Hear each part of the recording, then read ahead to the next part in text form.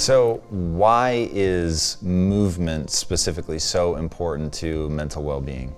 I almost don't even know where to begin with this. I mean, you can start with the data. If you just look at the data around the world, every country you can imagine that it has been studied in, every age group, every health status, every gender, every socioeconomic status, people who are more physically active are happier, they have better relationships, they have more meaning in life, they're less at risk for things like depression and loneliness. If you go further than just sort of that kind of epidemiology, and you look at how movement affects the brain and how movement affects mental health, it's as if humans were born to move, and when we are physically active, it puts us in a state of not just body, but of mind to be the best version of ourselves. You know, everything from the neurochemistry of the runner's high, which makes us enjoy cooperating with other people more and gives us hope and optimism, all the way to how, if you are regularly active, you have a different brain and nervous system than people who don't exercise. You have a brain and a nervous system that are more sensitive to pleasure and more resilient to stress. I could literally just talk for the next hour listing the many ways, but I think that the biggest takeaway is that human beings, as individuals and as a species, we thrive when we are active, that our brains aren't just housed in bodies like it's a suitcase that's carrying our brains around. Our brains really work best when we are in bodies that are active.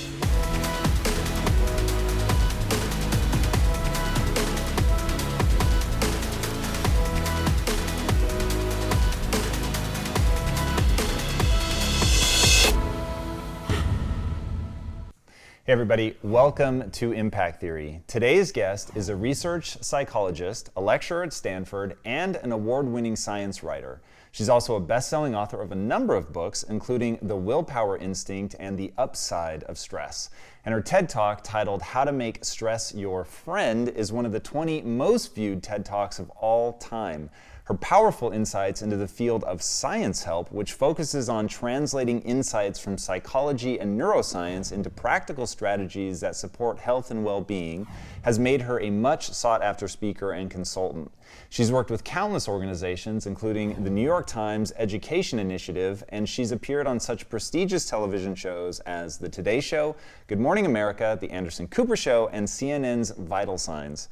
So please help me in welcoming the woman whose incredible work has been published in 28 languages around the world, jazzercise aficionado and author of The Joy of Movement, Kelly McGonigal, PhD. How are you doing? Thank you. Absolutely. Welcome to the show. Thanks for having me. So, I didn't know anything about the movement side of your life. I had been introduced, obviously, to you through the TED Talk and all the cool stuff that you've done around stress, which was really interesting. I'm a total psychopath for willpower, so I was like, all right, what's the next book going to be? And it was a curveball for me. But then, like, the way you tie it together with all the connection and stuff, what made you want to write about the power of movement? This is the book I was born to write. It's funny because most people who know me as a public figure don't know that this is actually the most important part of my life. I discovered exercise as a way to take care of my mental health when I was very young, like 7 or 8, and I've been teaching group exercise classes for 20 years. And I'm convinced it is the most important thing I do to take care of myself. And I also think it's the most important contribution that I make to my community, the classes that I lead. So every book that I've written so far, it's because somebody else asked me to, like, oh, you teach this class on the science of willpower, it should be a book. Or you gave this TED Talk, it should be a book. And this was the book where I said, this is the book that I want to write, because I believe the single most important thing that other people can do as well to take care of their minds and also build community. So why is movement specifically so important to mental well-being? I almost don't even know where to begin with this. I mean, you can start with the data. If you just look at the data around the world, every country you can imagine that it has been studied in, every age group, every health status, every gender, every socioeconomic status, people who are more physically active are happier, they have better relationships, they have more meaning in life, they're less at risk for things like depression and loneliness. If you go further than just sort of that kind of epidemiology, and you look at how movement affects the brain and how movement affects mental health, it's as if humans were born to move, and when we are physically active, it puts us in a state of not just body, but of mind to be the best version of ourselves. Everything from the neurochemistry of the runner's high, which makes us enjoy cooperating with other people more and gives us hope and optimism, all the way to how, if you are regularly active, you have a different brain and nervous system than people who don't exercise. You have a brain and a nervous system that are more sensitive to pleasure and more resilient to stress. I could literally just talk for the next hour listing the many ways, but I think that the biggest takeaway is that human beings, as individuals and as a species, we thrive when we are active, that our brains aren't just housed in bodies like it's a suitcase that's carrying our brains around. Our brains really work best when we are in bodies that are active. You actually talk about in the book how it's quite possible that the very reason we developed large brains was to move. Give us some of the science behind that. One thing that I found in my own life was once I could understand the biological mechanisms, once I knew why things were the way that they were, it became easier not to be a slave to it. That then I sort of understood my sense of agency within the meat suit, as it were. So where does the hypothesis that our brains were created to move us come from? Yeah, this is an idea that I feel like you can't even explain it. This is an idea that if you look at the structure and the function of the brain, everything that humans do other than think is a form of movement. Communicating, language, emotion expressions, labor, finding food, celebration, procreation, it's all a physical action. And the idea is basically, other than think and ruminate and plan, that there is no other reason to have a brain except to interact with the world. And even like thinking is subservient to our ability to engage with the world. And so basically we have a brain that scaffolds every type of interaction we have with the world, which is movement. And I think it's not even like a fancy idea. That just is true. So talk to me. I don't experience the runner's high. Okay. So I work out every day because I recognize its importance, but I think I recognize it largely intellectually, especially because I've been doing it now for so many years, so I don't take a lot of time off from it, so I don't have sort of really a lot to compare to. My wife, though, gets a pretty powerful runner's high. If she's stressed out, she needs to work out, whereas if I'm stressed out, I'd actually rather take time off, and I find that gives me time to sort of settle my mind, settle my nervous system. So what is it that's going on physiologically that makes, like, the connections between anxiety, depression, working out, cognitive optimization, the book that John Rady wrote, Spark, going into like, if you have like your hardest class, you should do physical education right before it and get your heart rate up. What is going on physiologically that makes that true? Oh my gosh, okay, so much. But first I want to ask you said you don't get a runner's high. What do you actually do?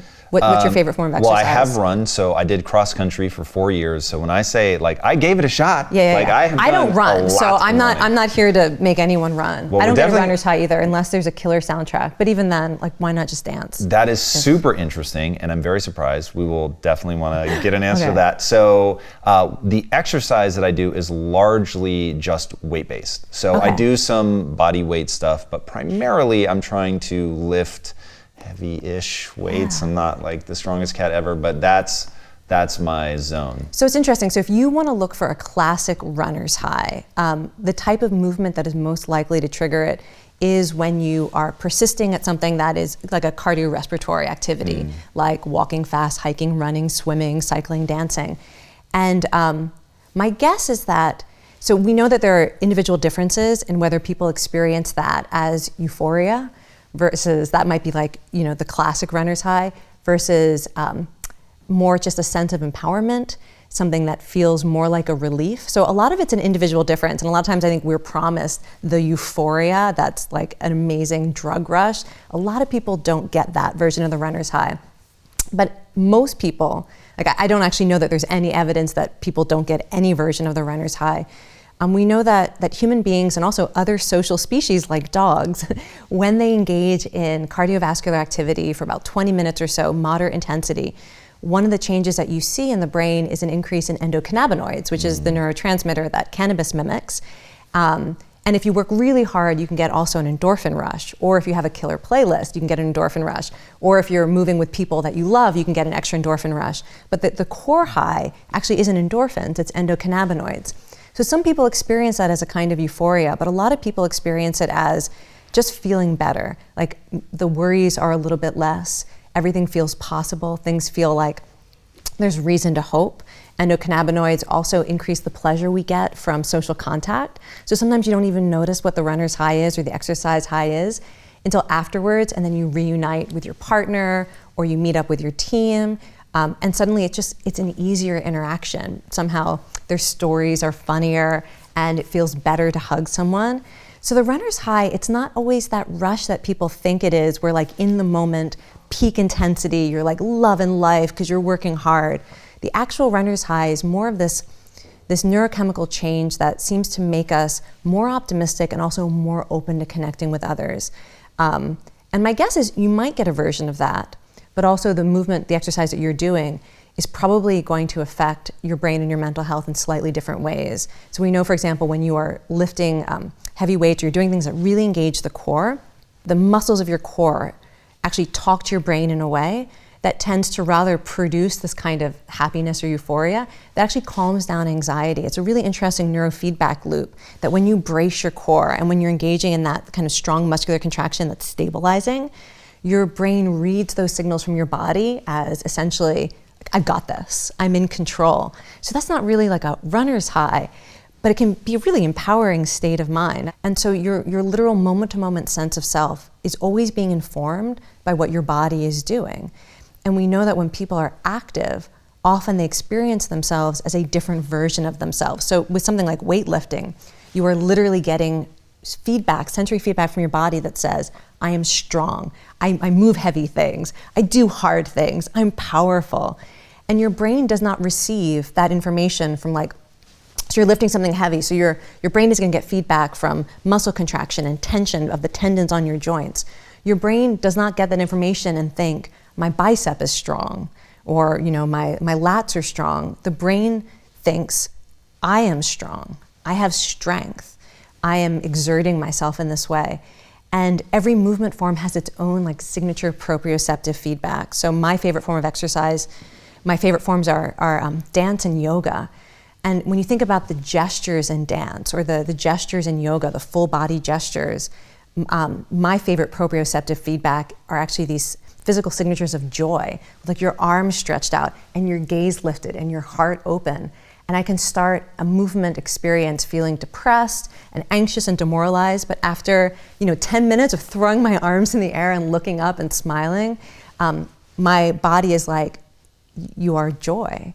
My brain is like, you are joy. And so often people get attracted to the forms of movement that give them a sense of self that is really personally meaningful or empowering. And with running, sometimes it's I'm free, I'm fast, I'm going somewhere. You're onto something insanely powerful that I've never been able to put words to. And I was saying this to somebody not long ago, and I was like, okay, so I grew up in a morbidly obese family. I used to be 60 pounds heavier. And when I got lean for the first time, it was really the first time in my life that I'd been lean, but I'd already been working out for a while. So as I got lean, I was literally hard-bodied. And there is something so psychologically rewarding. This is gonna sound weird, but this is so fucking true. I stand by this.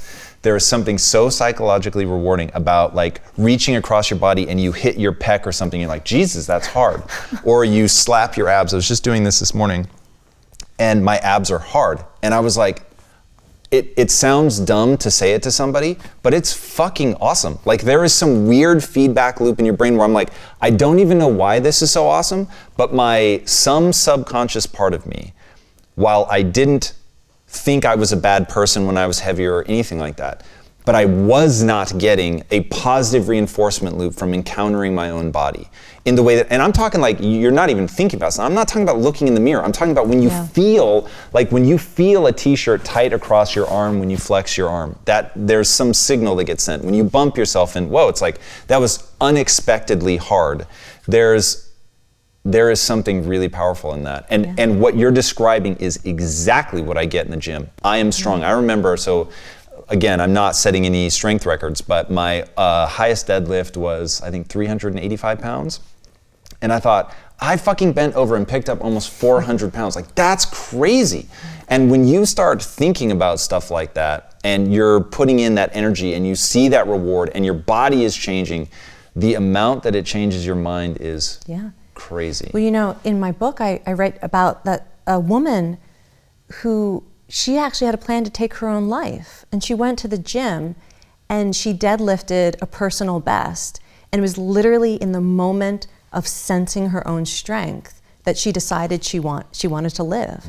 And I think that so often movement can give us these moments of feeling what is possible in yourself and for yourself through this very concrete way. You know, one of the ways that I've experienced that, I've had a lifelong fear of flying. I hate flying, and for years I refused to fly.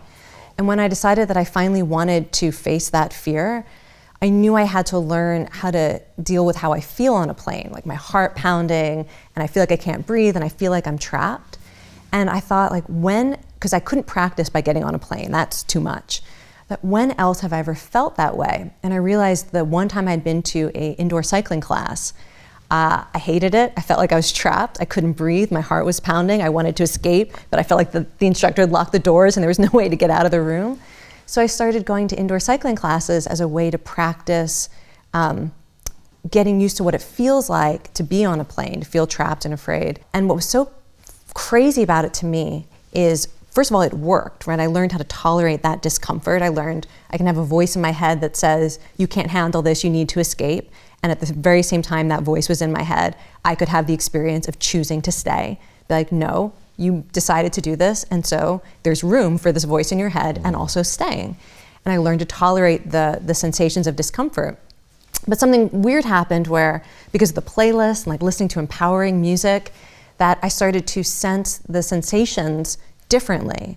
And I started to have an experience when my heart was pounding of feeling not afraid, but like feeling brave and feeling badass. And somehow my brain like reorganized how it experienced the physical sensations of fear, so that in moments when I actually was afraid, suddenly I was like, I guess I'm brave, I guess I'm a badass. And movement is so amazing in that, how it gives us access to physical feedback that allows us to have this different sense of self. And again, I'm always encouraging people to figure out what's that movement for you, because this isn't about, believing everyone should exercise in a certain way to achieve some sort of ideal health, and certainly not some sort of like ideal appearance, but that every form of movement has its own empowering effects on your mind, and often it's a matching process to figure out what that is. Yeah, what you were saying about bravery, I think, is so important. So Jordan Peterson has a whole thing. So he is, I guess, still a clinical psychologist, and so has tons of patients, and he would deal with people with severe phobias. And he said that when you do immersion therapy, he said you're not making it less scary for them. What you're teaching them is that courage and bravery are powerful, and that they're more powerful than fear. And so the physiological symptoms may not even change for them, but their framing around that does. And I know you've talked a lot about the importance of framing and the way that you see something. How do you see that play out in people's lives? What's the importance around framing? Are there other ways that you encourage people to do that? Yeah, I mean, absolutely. So, the idea that you just expressed actually is, I think, one of the core principles of everything I've ever tried to teach people, which is that you can have an inner experience that is telling you you must do one thing or you can't do this other thing, and you can at the same time choose something that's consistent with your values. I mean, certainly exposure therapy is like a very advanced version of that, where some part of you wants to be able to go out in public or to talk to someone, and overwhelming anxiety says, you can't do it. And most people choose to try to control their inner experience rather than choose the action that's most consistent with their values and their goals. So, this is true whether we're trying to overcome addiction, whether we are choosing to stay alive when there are voices in our head that are severely depressed and taunting us, whether we're choosing to overcome anxiety, that often the one skill you need is to say, I can't always control my inner experiences, but I can make a choice right now that I know my future self will be grateful for, that reflects my core values, and I'm gonna learn how to tolerate this inner experience. And that's true for stress. It can be also true for pain. You know, I'm someone who is in pain most of the time because I have chronic pain. And that was the very first thing that pain taught me is you can choose to do things in a physical or psychological circumstance that is less than ideal, but you can make room for everything that's going on inside of you and still engage with life. So, you know, that is literally the theme of everything that I try to share with people. And you can learn it through therapy. You can learn it through meditation, which is often just one big giant. You're sitting with things in your mind and your body that you don't want to deal with. And you definitely learn it through exercise, because so much of exercise is actually learning a new way to not only deal with physical discomfort, because I mean, exercise is hard. I'm not one of those people who says, you know, you don't really need to exercise. You can just do the easy thing. Like, you don't have to sweat. You can just, you know, stand up and stretch and you're done. Like, no, the more intense, probably the better for every aspect of you. And so you're going to be uncomfortable. You're going to get tired. There's going to be a voice in your head that says you have to stop. You know, there will literally be feedback from your muscles that say you should stop. And you learn how to negotiate and figure out what matters most to you and push through that. Okay, there's a couple things in there that I want to talk about. You've spoken very eloquently about pain, yoga for pain management. One, what is it that drives the chronic pain that you've had to deal with? And two, how do you deal with it mentally and physically? Yeah, wouldn't it be nice to know? So, I have no answer for you in terms of what the pain is. You know, I started experiencing really debilitating headaches as far back as I have a memory of being alive. So I don't know when it started. You know, in my family history, there was always, oh, Kelly has her headache, now she's lying under a blanket. And does your sister, identical twin, right? She does not have the type of pain I have. She developed migraines after a traumatic brain injury. But for whatever reason, growing up, you know, she did not share that particular aspect of my nervous system. And you know, it's sort of hard to explain, but the way I usually try to explain it to people is, I understand that most people, when they wake up in the morning, if they just keep going, they get hungry and they get tired. I get pain, like in the same way that that's just what my nervous system produces. And so it'll often start with a mild headache, and then there's face pain, and then there's like things stabbing me in the eye, and it's all often up here, sometimes systemic. And so some people who have chronic pain dedicate their lives to figuring it out and fixing it. And nobody I ever talked to, no specialist ever had a explanation for it or a treatment that made sense to me. So I have chosen just to live with it and to take care of myself in ways that I know make it sustainable. And it's funny that my biggest trigger for pain is actually talking. There's something about, really? Yeah, I know, right? Because I'm a teacher and a speaker, and the most fulfilling activities in my life often are through interaction and communication. So I had to make a choice very early on that said I was going to choose the thing professionally that I found the most value in and the most immediate value. Like, maybe I helped someone today. Like, I taught a class and someone said something afterwards, and like, that was valuable. I know it was valuable.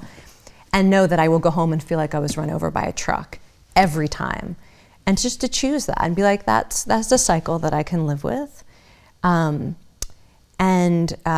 know, it goes back to that idea that you can choose your values over trying to control your inner experiences. So I basically abandoned trying to figure it out. Or I think like the last time I went to a doctor for it was like 2014 or 2015.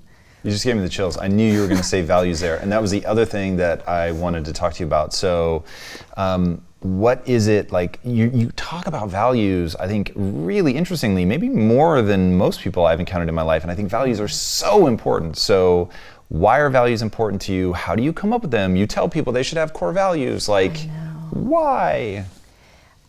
Values are, I mean, they are, I think this is true for everyone, but I don't know. They're the thing that gives you direction, that give you courage. I will say that, you know, everyone has individual personality strengths. I think one of my greatest personality strengths is a really strong gut response when things are value consistent or inconsistent. Like, I don't realize it, a week later or a year later, like maybe that wasn't really consistent with my values. It like assaults me, the sense that like, this is, that this is, or it excites me. Like I feel like literally when something is values consistent, there's like a hook on my heart and I get hooked and pulled forward, and that it gives me the energy or it gives me the courage. It's not what other people value you for. So it's not like what's valuable about you. It's not, are you smart? Are you, whatever. It's when you are engaged in that activity or role, or you are offering something to the world or bringing something to a relationship, or you are demonstrating a particular strength or virtue, you feel there's just a natural reward for it. It's like you are in alignment. And I think that when people reflect on the moments they feel most alive and most proud of themselves or most connected to something bigger than themselves, you can start to identify, this is the role, this is the relationship, this is the priority, this is the way of being. And so one of my values is enthusiasm, which is a value that not even a lot of other people value it. And do you mean to be enthusiastic? Yes. To live in enthusiasm, to be unafraid, to be enthusiastic, whether I'm being like a fan at a concert, and like, oh my God, there's Todrick Hall, which was like last week. Like just to be so sincerely enthusiastic, to share in other people's joy, to be able to catch other people's joy, to love what I love, that is something I know it sustains me and lights me up, and it gives other people permission to also to freely be a fan or freely share in joy or freely celebrate things that maybe are not important but that just make you happy. So that's a core value for me, and I feel like there are things like that too. Like the values don't have to be things that are virtues, like honesty is my value. I try to be honest, but I don't wake up in the morning and think, today I bring honesty to the world. I think today I'm bringing enthusiasm. Today I'm going to bring compassion, as another core value. Today, a value I've been working with a lot lately is local community. And I realized that was a value when I didn't have much of it, and I was doing so much travel that I was losing contact with actual people I live near, that kind of neighborhood type of community and connection. So sometimes you know what your values are because it's that thing that you long for. You're like there's something missing, and that can be a value too.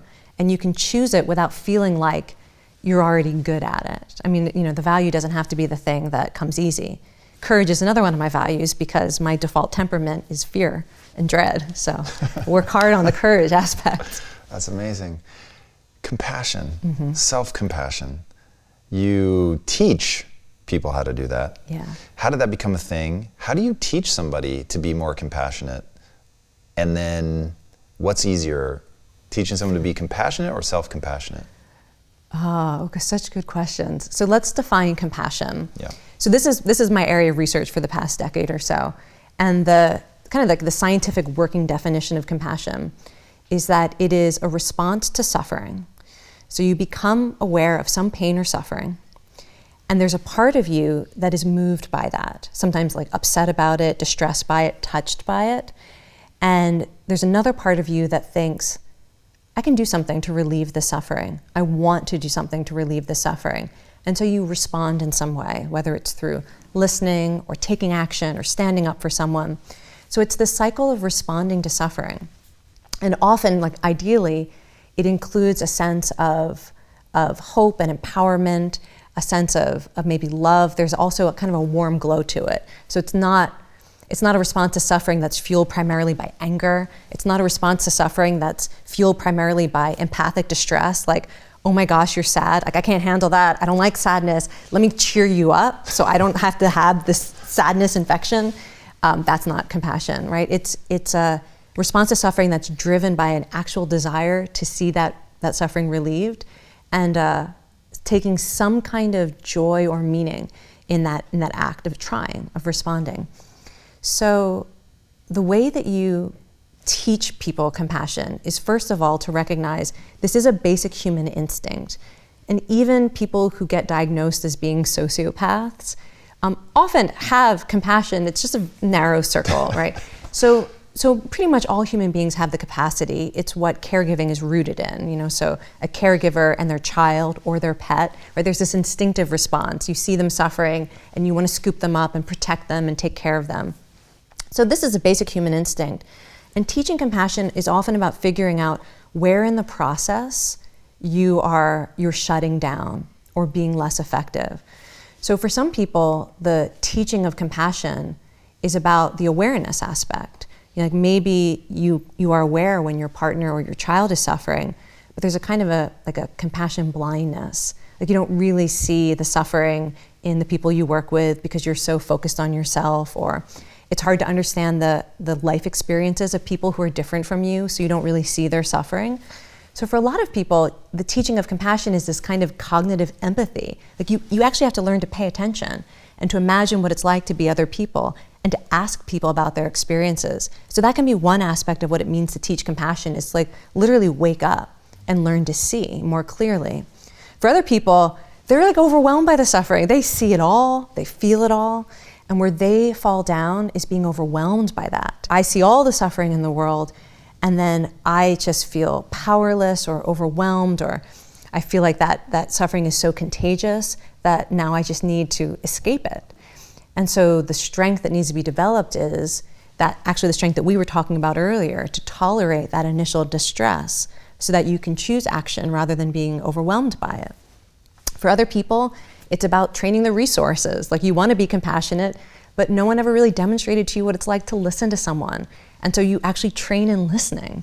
Or maybe you need actual skills. How do you train people to listen? Yeah. Because their first instinct is just going to be quiet. Yes. And point their eyes at the person. Well, that's not a bad, that is, it's let me tell you, start. Okay, having done it, that is actually not most people's first instinct. Most people listen with their mouths. They will immediately jump in and try to, so they set out to listen and they want to share and problem solve and talk back, because that's one of the ways that we connect. But actually the very first listening exercise that I teach in my compassion trainings, I call it listening with your heart. And it would be like if we were doing a partner exercise. So let's say the exercise is to share what brought you to this training. So you do your little reflection, you know what you're ready to share. You partner up. And then first of all, I always ask who typically talks first and make them the listener first to really get in your mindset that actually the most important thing here. Because these are people that know each other. No, usually not at all, no. So how would they know who talks more? It's not comparison. Like, are you the type of person who would usually volunteer to talk? Are you like you've been in this room for 10 minutes and you haven't said anything yet, and really you're thinking that ratio is wrong? There are people who know. And then I guide the listener in this contemplation. You close your eyes and you bring attention to your physical heart.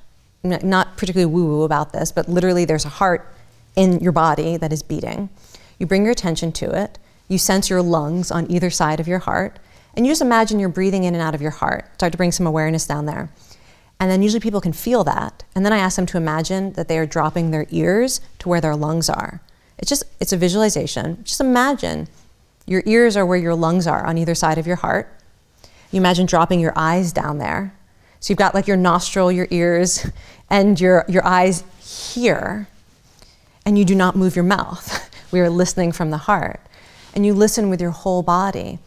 And so you turn your attention to the person who's sharing. And when you are listening with your whole body, often your body language is open, your eye contact is not particularly aggressive, and you literally imagine that you're breathing in what the other person is sharing, and you just let it land without having to respond. And you set the intention to understand the other person's experience with the assumption that there's nothing you ever have to do or say back. Like that's the first training we do. And actually we don't let people respond in the first exercise. You literally aren't allowed. When we make it more advanced, we do things like reflective listening, where you share what you heard very close to the language they used. And then the next level of appreciative listening, where you say what really resonated with you, and you put yourself a little bit more into the conversation. That's an advanced skill. But that idea, how you train listening is you have to change your mindset. that it's about understanding. It's not the point where you're waiting to jump in. And anyways, but we could talk, so now I'm gonna be quiet because I could like go through the whole compassion training program. Well, I really want to get to the self-compassion. I think that's something that a lot of people in my audience struggle with is how to, feel, how to maybe forgiveness. I'm not sure. In fact, that's part of what I'm super curious to know. Like when you say to be self-compassionate, what do you mean? What do you get people to focus on? Is it dropping their eyes and ears down in their own heart, or is it something completely different? So you asked which was harder, first of all. Self-compassion is definitely harder for most people, and it is harder to teach because it's harder for most people. And I think about this from an evolutionary point of view. Compassion as an instinct is connected to the caregiving system. It exists to help us respond to suffering that is outside of ourselves. Compassion does not function sort of ideally and naturally when we have to be the object of it and the source of it. That is not what compassion exists for. That doesn't mean you shouldn't have compassion for yourself, but I think of all emotions and these capacities we have, they are there for a purpose, and compassion is for responding to the suffering of others.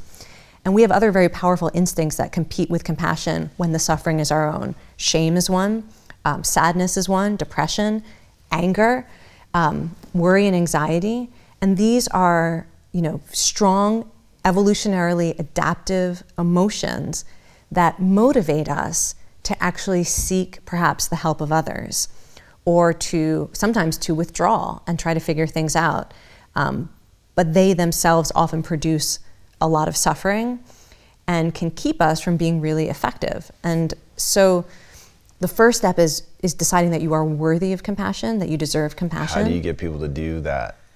Well, I often do it sideways. So there's a step in our compassion training called Common Humanity, which is about recognizing what all human beings have in common, which is the desire to be happy, the desire to be loved, the desire to contribute, and the constant experience that falls short from that we all know physical pain, we all know disappointment, we all know rejection, we all know anger, we all know fear.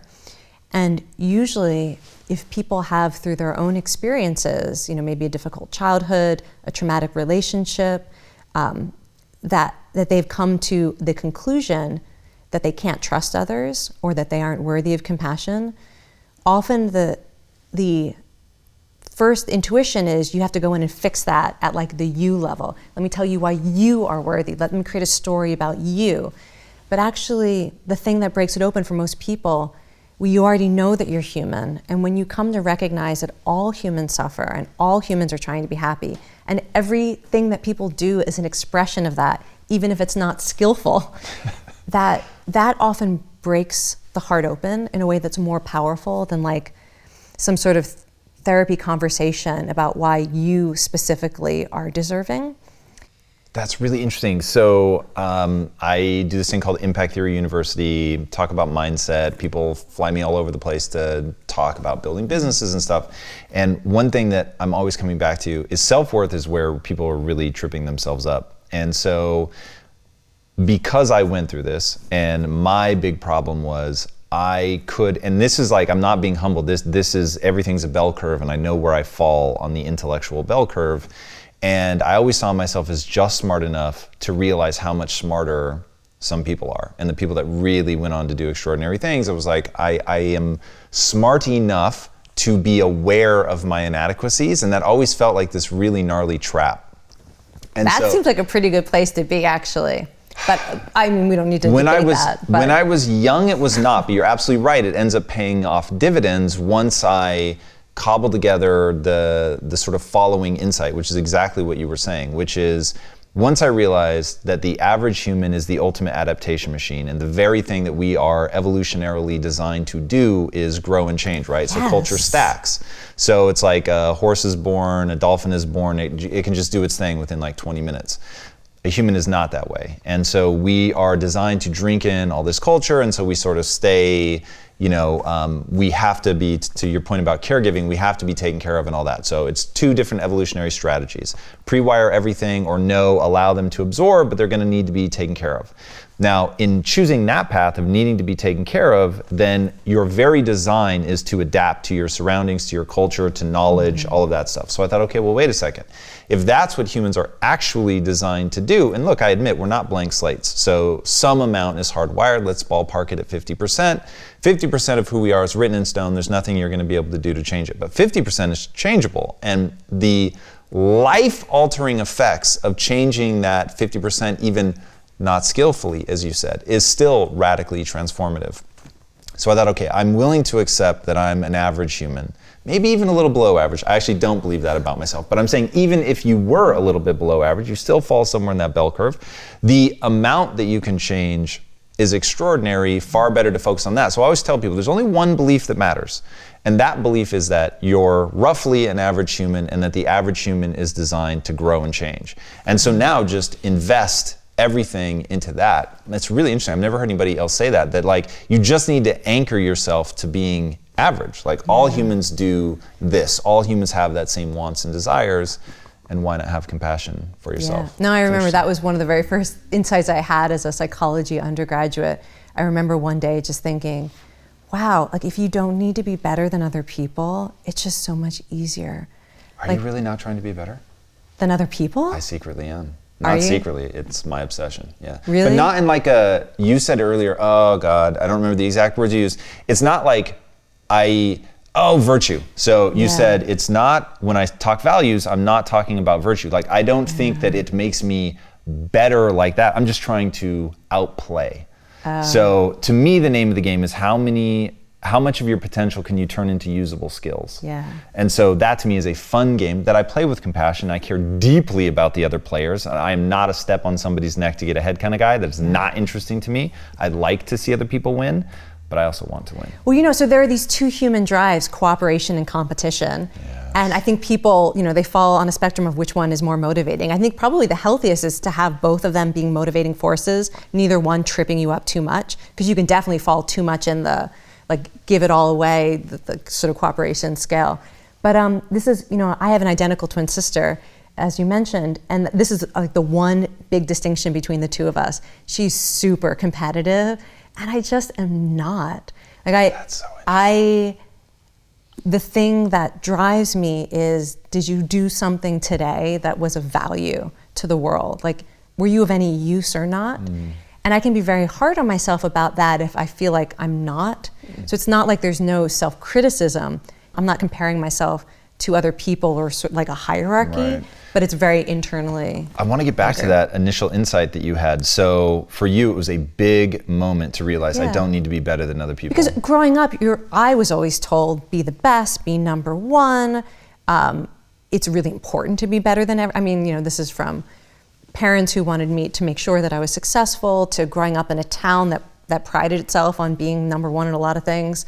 And I don't know, I thought that was the way to be a good human. And at some point I realized it was such a barrier to connecting with other people.